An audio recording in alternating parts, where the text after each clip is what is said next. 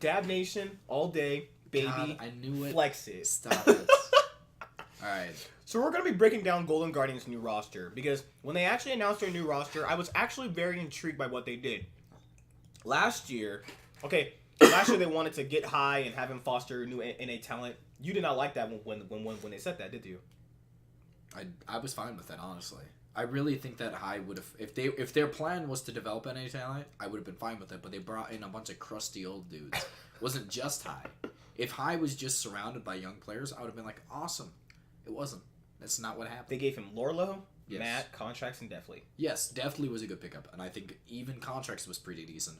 But I think that if you're trying to foster NA talent, you put NA talent on there. Someone have Lorlo. You're not getting who's shown confidence problems in the past.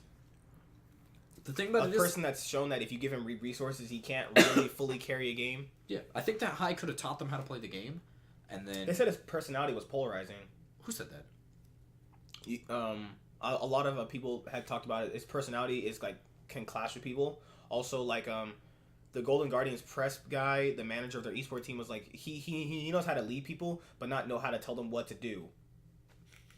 I don't know. I felt like he was a good shot caller back in Cloud9 at least, and even when he rejoined Cloud9, so He had FlyQuest at almost second place during spring for a while. yeah. My big thing about it is like although he makes like the thing he was making risky plays during Golden Guardians because of the fact he knew his roster was underwhelming. Like you have to make the more like drastic choices because of the fact you know you can't beat them straight up. So you have a subpar roster. Yeah. They're 10th place in spring, 10th place in summer. Then Golden Guardians, because we know they're backed by Golden State Warriors, whip out their fat wallet. Here, Hansa, here's a check. Here, Froggen, sign. Good point. Here's your check. Ole, we know you won 2 splits in a row. Matt's not doing too well. Here's a check.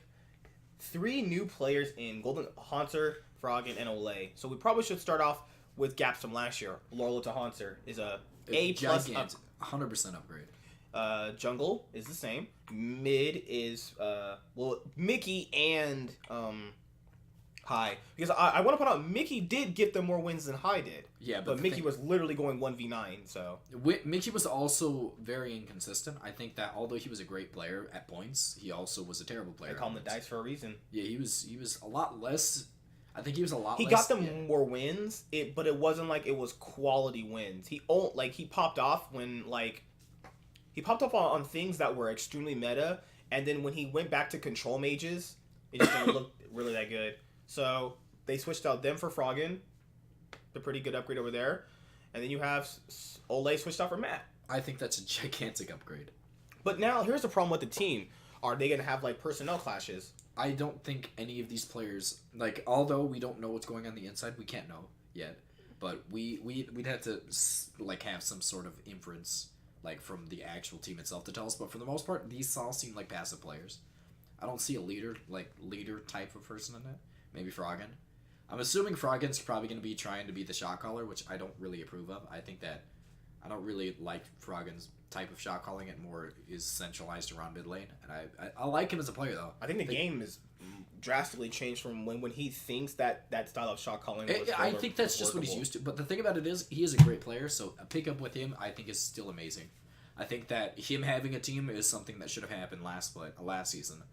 I think top lane, obviously Hanser has been one of the most stable top laners to come into the league. Actually, I want to kind of focus on that for a moment, because, alright, man, it sucks though. Who had Hanser higher in the power rankings? Was it me? I had him at 4th, I remember.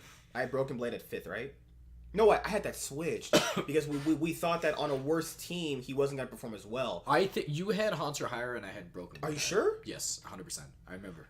Okay, if I did... But I'll kind of play both, because if I did have him higher, it was because if TSM got rid of this guy, who was their most consistent player next to Bjergsen, well-performing, low econ top laner, didn't have much jungle pressure, was dominating lanes every single time, what was the reason to get rid of him? I know 2018 was not his best year, but people in their careers go through that. The thing about it is... everybody in their career has gone through a bad year. Even Faker's gone through a bad year. What I'm saying is, I don't think he was dominating top lane like you were saying. I think he was the best... Not dominating, he was the best native top laner. I will say that. That also could win against foreign top laners and also carry games if need be, too. So, technically, if Broken Blade doesn't work out, this is a massive downgrade for TSM, but a massive upgrade for Golden Guardians. Yeah, I'm gonna say that I've seen Broken Blade play, so I do assume, like, I've actually watched a pretty substantial amount of his games now, so I do assume that Broken Blade is probably an upgrade. He's been pretty consistently decent in the TCL, but Hanser is never gonna be a downgrade for anybody. Yeah. Unless you're trying I just think that in terms of what I think it's in terms of what TSM threw away, it just doesn't make sense on paper. I thought about it like a couple days we have to after see what like happens. no, I mean I thought about it a couple days after we had talked about it. I was like, man, you go look back and like look at like old games. He didn't really. I just this is a really big gamble, but an A+ for Golden Guardians, as I say. Yeah, it is an upgrade for Golden Guardians, and we'll see what happens with TSM. Now, the most debatable player on the team is not actually Deathly. It's actually Contracts, the most debatable player. No one thinks it's Deathly. But Contracts, in my opinion, was he's actually the biggest question mark in my own personal opinion. In my opinion, Contracts was the single worst jungler in pretty much the entirety of I last think he's season. a jungler that needs a helping hand. He does. He does not know how to make his own decisions. I think he is more so... He functions off of a stabilized team. He essentially did not know what to do on his own, but he was forced in this situation without a shot caller, where he had to make his own decisions. I think that he did get better toward the end of the split. I don't think so. I honestly think he pretty much struggled throughout the entirety of the split. I was not impressed whatsoever with Contracts play last season. I think the last few games they played, he looked a little bit better. I mean, if you're on stage playing Volibear, I think there's no saving you at that point. I'm gonna be honest. Unless Contract steps up his game, he's been half and half. His first season was good. Second season was bad enough to where I'm not even like. It's pretty much cancels out his first season for me. As it stands right now, he's the worst jungler in the league, and he has to prove otherwise. Unless, like, with a better team, he might look better because I think that's more so his playstyle to facilitate and kind of cooperate with his teammates.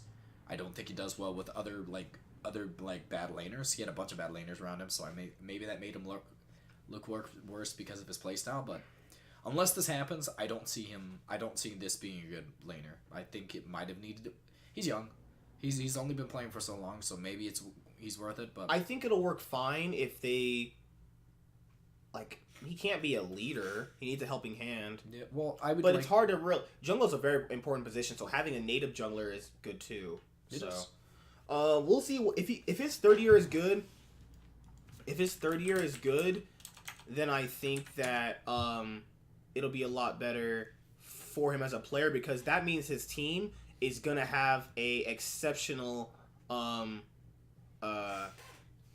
to have and another player that is gonna be not a liability because what Golden Guardians are looking at is that we need 3 strong positions in every single lane. We need 3 strong positions. We need winning matchups for all these guys. We need these guys to even have losing matchups and still win.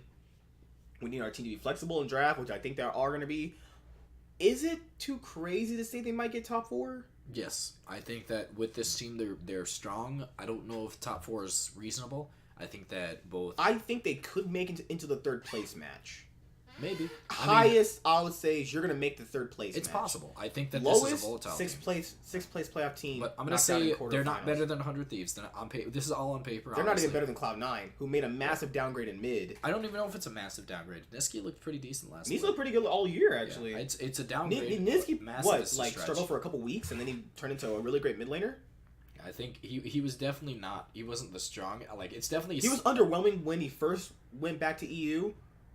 But I think that when he got back into his own back at Splice, he became just a whole lot better. Like I think he's a great player, and you factor in if they're not better than Cloud9, who made a massive a slight downgrade in mid, they're not gonna be bad. They're probably not gonna be better than TSM. Yeah, I think TSM made a very large upgrade. I think that Cloud9 made an upgrade. I mean a downgrade, but I still think they're definitely stronger than most of the teams in the game. Yeah, because you forget Cloud9's gonna bring you what amazing draft. They're gonna bring you flex. They're gonna bring you everything you want since they're technically. I mean, they're not gonna be the.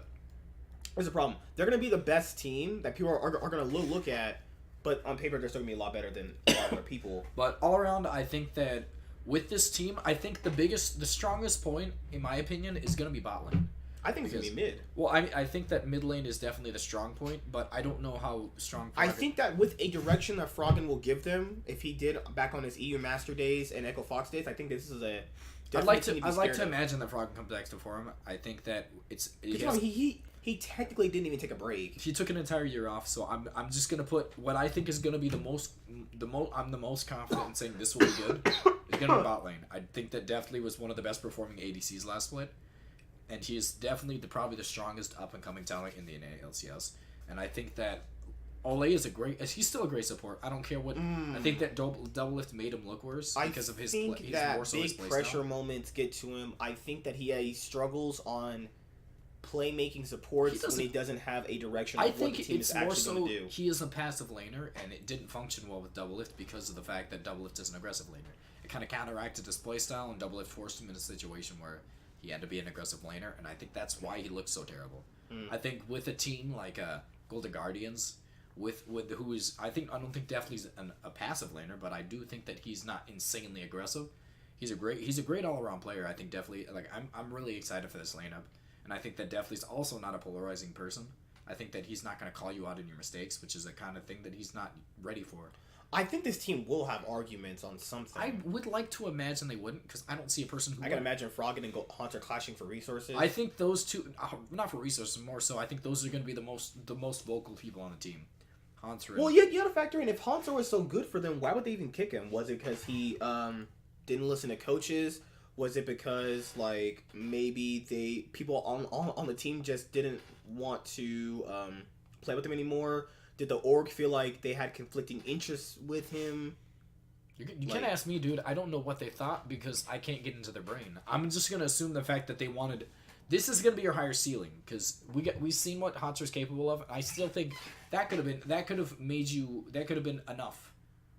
I don't understand why. Or maybe they were looking for a reason to replace him, and then like that year was just like, okay, we can't have him anymore. Yeah, but for the most part, I think that the biggest reason as to why that what's it called? They want to just try someone new. Yeah, the biggest reason as to why they got rid of him is because of the fact that they want more. This is like Broken Blade shows insane potential, and I think that's the reason why it's happening.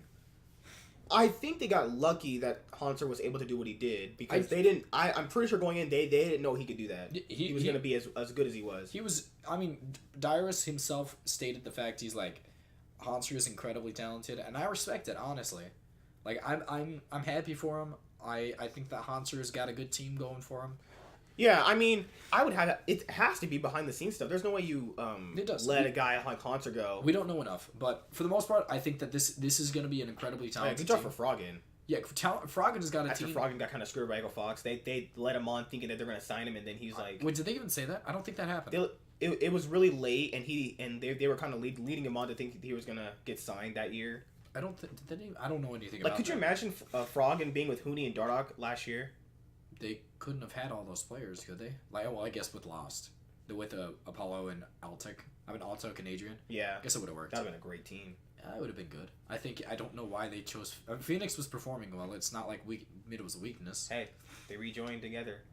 Yeah, but I'm excited. Reunited, and it feels so good. Yeah, but the big and my opinion on it is it's going to be a big question mark on whether or not Contracts returns to his old form on what's it called? Cloud9. On Cloud9, because he did look really good when he was on Cloud9. He made clutch plays, but he also had a team telling him what to do. I think he had more of a direction with a good coach on top of the fact of a experienced team. I think with a team like this could definitely be something that brings him back to form. But as of right now, my opinion of him is not high. Worst jungler? Worst jungler. Nah. Who was worse than him? Onda. No, he was not. Awful. Onda was not worse than him. He had one good game at Worlds. Which doesn't Contracts count because IG literally just... Contracts barely had a 1.0 KDA. That's terrible. Arguably, Onda was walking around the map doing nothing. Onda also had 3 times better KDA. He had... Onda also had better laners. It doesn't matter. Onda all around was a better player last split. I think he was still one of the worst junglers, but it's undebatable that Contracts was the worst jungler. I don't think there's a single contest and just as to who could be worse than him. God, I'm good looking. All around, but I do think that he has potential to come back to form. So I'm gonna. The problem with potential to come back to form, meaning he's not gonna be anything higher than 6th. He could easily come back to form. I could see him higher than that. I just think that it really depends on whether or not this team comes together as a whole. That's the only way he's gonna do well is if this team gels together. He's not a good. I can see these guys not gelling well at all. I can see this team being 6th place, having issues. Well, you can see a lot of things coming into playoffs, but I can see them coming in as massive underdogs in playoffs and then going to 4th place. Well, I don't want to make fantasy things because I don't know anything about the gelling. But if it As gels Mariah together, Carey he says, does. Sweet fantasy. Okay. If it does gel together, he's gonna look fine. If it doesn't, he's gonna look terrible. There's no in between. He won't be able to look strong. The bot lane actually is kind of a question mark because Olay is. I mean, Froggen is their biggest question mark because he hasn't played in a year. But their bot lane, the problem is like, can Olay like have direction without, because if you get X Smithy, Impact, Double If were kind of guiding him too. Double If destroyed Olay. I'm sorry. Olay did not look this bad until, I mean, maybe at Worlds, but I think that was more so nerves than anything. But I think Double F's playstyle and aggressive personality kind of destroyed Olay's ability to play with him. I mean, he does say he demands a lot from his teammates. He does, and it's it might be, he might think that's like a competitor's attitude, but eventually you're gonna have to realize that your teammates are just humans, and most of them. This is a They're not going to be KT roster level. Well, you're gonna have to expect that there's gonna be some weaklings on the team. Like you can't get a super team every time, man. And if they are weak, you have to acknowledge that. Maybe point out their flaws, but if they can't handle it, I don't know what he thought. Olay was not going to be better than Mata. I mean, it's just like realistically, it looks like it. I think that Double is. It seems like they got into each other's heads because it did. That was not the Olay we've seen ever. Yeah. I think Core JJ is fine to deal with that. Core JJ is going to can't speak English, though. It doesn't even matter. Well, he played in NA already. He probably does speak English. He was an ADC in NA already. That's true. But I mean, if Double starts speaking English, you're like, I tune you out. Please don't be racist. All right, so I think that's pretty much the roster. So we chose to upload 2 videos today to make up for the other 2 days. So that means 1 day without a video, essentially. So makes up for a lot of the YouTube algorithm we lost when we were gaining people. YouTube algorithm we lost. Yes. All that sexy algorithm. But I think that's also coughing on my keyboard. Alright, so all around, I think this is gonna be. We're broke. Yeah, pretty much. Yeah, we are broke. We bought a lot of stuff today, but that's pretty much it. And he dropped Red Bull on his computer. We already did this. I already did a video on this, and we're broke. But I think that's pretty much it. Highest prediction for them for playoffs for me, maybe. I think they're gonna be fit. I think 6. I think they could be fit to 6. I honestly think they could beat out one. This is the team that has potential. Yeah, they do have potential, but. I think that they're going to have to definitely come to form. Some of them have to prove themselves that they're as good as they were. Like, if Tom Kinch is in the meta, like, let's say there's a meta where Tom Kinch is a support, right? And since Tom Kinch is a support champion where you have to dictate what's going on with the map, do you think Olay can pull that off? I think Olay's good. I think Olay's still a good player, so I'm not going to say that he can't pull it off. Or, like, if you have a pick comp. I mean, those actually haven't been meta for, like, we need to see if... There's 3 players who have underperformed recently. Either underperform or haven't played recently, and they need to come back to the form that they had before. But I'm not putting them anything higher than 6. Maybe 5th. I think 5th is 5th to 6 is good. But I'm gonna have to start circle putting CLG at 5th too. Maybe I don't know yet. I have to reevaluate all the rosters tonight. I have a new tower, so I don't. All my information is on my other one, so I have to kind of get it all back by tonight. So. I already downloaded a bunch of stuff for you. I think you're fine. I'm a baby. All right, so I think that's pretty much it. Got anything else to say? We're broke. We are. So good night, guys. Oh yeah, tomorrow's video we're gonna be doing the jungle power rankings. And power rankings for the actual teams should be coming soon. Now that we probably next week when I get my because we have to do what jungle, mid, ADC. We're gonna rank all the lanes and then we're gonna do the teams. So that's 4 more days, right? We've already done support and top. This is gonna be jungle tomorrow, so we'll do mid and ADC. In 4 more days, so by the 14th, we'll have all the power rankings for solo lanes, and then right after that, we should have power ranking for the actual teams. All right, so I hope you guys have a good night. Have a good night. Hope you enjoy our jungle power rankings. They're gonna be spicy. I don't think they are. Probably not.